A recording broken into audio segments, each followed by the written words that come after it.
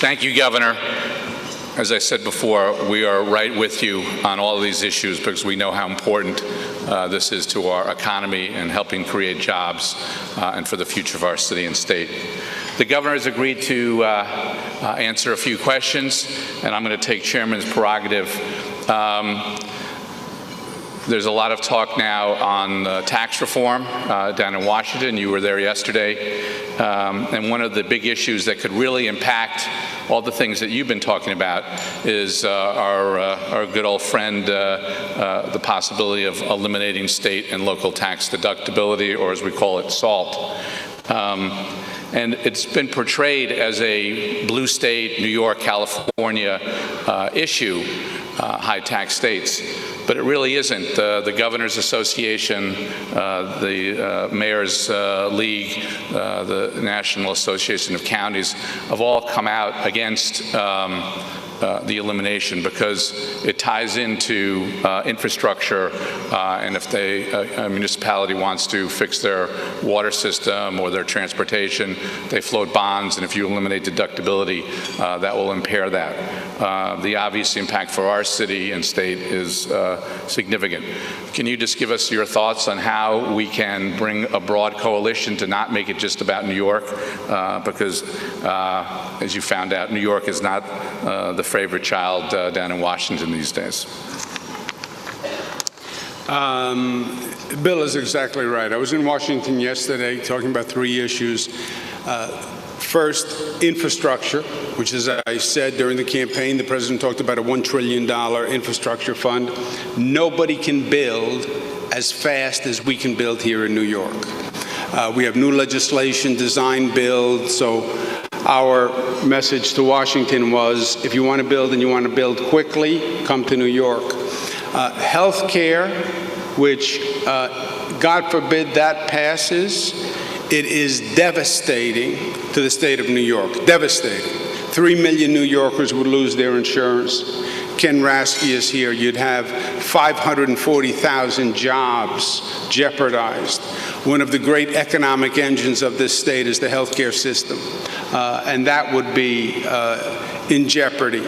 And then state and local tax deduction, which is the greatest act of hypocrisy that I have seen from the administration. They want to cut taxes. We want to reduce taxes, right? That's what the Republican conservatives say. What do? Well, we're going to eliminate the deductibility of what you pay in state and local taxes. So you pay your state and local taxes. Right now, you reduce your federal income by that amount. They wouldn't allow you to reduce your federal income.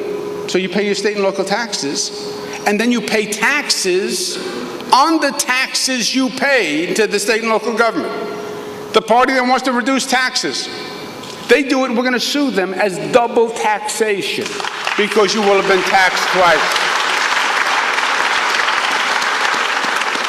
It is pure hypocrisy that the conservatives will become the party of tax increase. Anything can happen now. But Bill's exactly right. New York itself can't do it, and I'm working actively, but we all have to work actively within our respective areas. We need a national coalition because I do believe they look at this politically. And what states can they win and what states can they not win? And we need a national coalition to make a difference. And it does, Bill's right, it affects everybody. And it is philosophically repugnant and hypocritical to everything they've said. Okay, other questions? Yes, sir. Tom Wright, Regional Plan Association. Governor, that trip to Washington yesterday also, we heard that you were meeting with U.S. DOT Secretary Elaine Chao talking about the infrastructure side of things. Could you just elaborate a bit more on those conversations and how specifically you see yourself working with the federal government on that? And are you optimistic about them living up to their obligations? It's a good question. The Secretary is very impressive. Secretary Chao, Secretary of the Department of Transportation.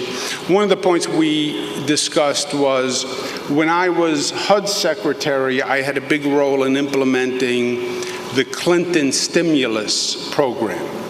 And the stimulus program, if you remember, was we're going to move a lot of money to do public works, to create jobs, to grow, improve the infrastructure.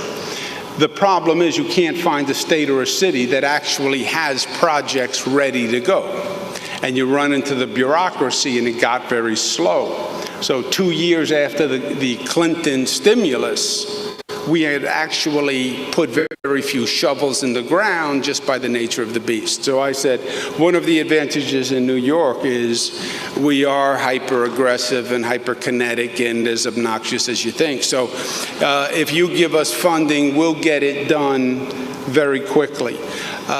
The Secretary was also very good to us because she did expedite the Farley-Moynihan-Tiffia loan and the FAA approval of LaGuardia.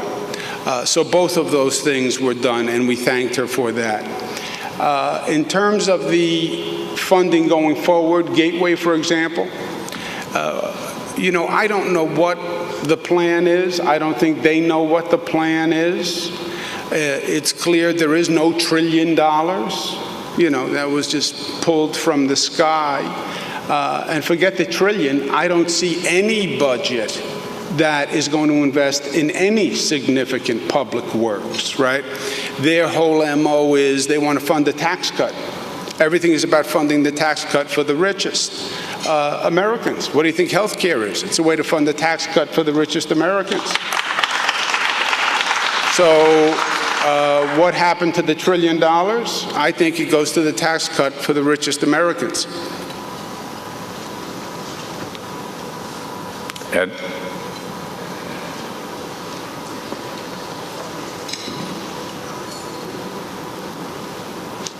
Governor, you're rightfully proud of the Cuomo Bridge, which is near completion, about a $3 billion project.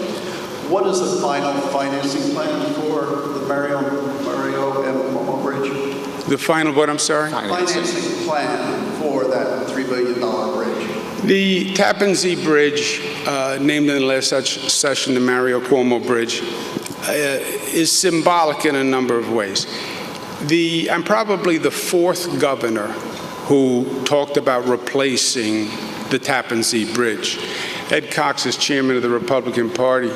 He was very close with George Pataki, and they talked about replacing the Tappan Zee Bridge. It just never happened. And when we talk about the cynicism of government, that's part of it. We're going to do this, we're going to do this, we're going to do this, we're going to do this, and then they never do anything. And then you question the capacity of government. That's why one of the first acts for me was, I know they've said they're going to do the Tappan Zee Bridge for 20 years, we're actually going to do it. We did it by something called design-build legislation, which had never been done before. Larry Schwartz, who's here, ran the project. It means we basically privatized the entire project. And we bid it out. The bids came back $1 billion less than we had anticipated. So the bridge is coming in at a lower cost than we anticipated. It's part of the Thruway Authority. All the tolls are frozen through 2020. We have used cash to pay for part of the bridge over the past 2 years. And the remainder after 2020 will be paid with toll revenue from the entire system. I'm on brand, Governor. I'm drinking Saratoga water here. Good man, good man. All right, final question. Question. Yes, young lady. Governor, I was just wondering what your reactions or take is on President Trump's tweets yesterday banning transgender people from the military. Yeah, I think it's terrible. I think it's hateful. I think it's divisive. I think it's ugly. I think it's unnecessary. I think it's unprovoked. You know, I think why yesterday, what brought it up. There's all theories. There was a distraction. He wanted to cover up other news that's going on. But put all the tactics aside. I'll tell you what I find more and more disturbing with the Trump administration and this ultra-conservative dialogue. It is all based on anger and hate and division and judgmentalism.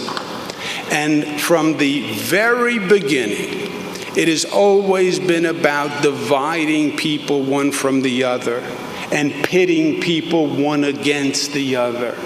Straights versus gay, white people versus minority, get those immigrants out, put up a wall, they're taking from you. All negative, all negative, all negative. And that is cancerous to the body politic.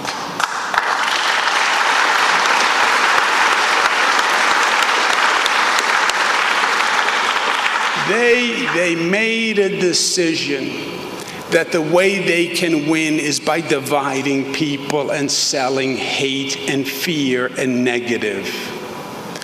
And there's a theory that says you can move people with fear and negativity. And it's true, but it's ugly and it's corrosive and you pay a terrible price, because the only way this place works is if you have the exact opposite philosophy. We don't judge sexual orientation. We don't judge color of skin. We are accepting. E pluribus unum, out of many, one. That was the founding premise of the place. And an acceptance and a spirit of community and a spirit of brotherhood, that's who Americans are in their essence. And we have to stop playing to their fears and start playing to their hopes. And then you'll see this country really take off. Thank you, and God bless you.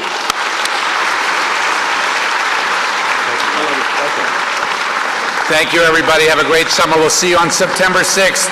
We have the new president of Cornell, Martha Pollack, talking about the new campus at Roosevelt Island.